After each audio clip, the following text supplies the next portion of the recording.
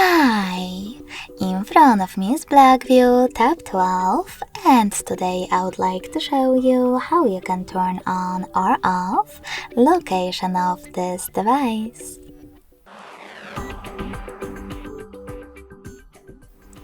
You need to start by opening Tab menu. Now look for location shortcut, and when you find it, click on it. As you can see, mine is now gray.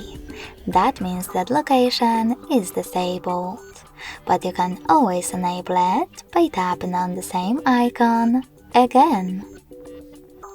If you want to, you can also go into Devices Settings, scroll down and tap on Location section.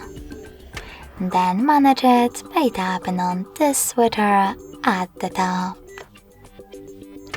Thanks so much for watching. If you enjoyed this video, smash that like button, comment, and subscribe.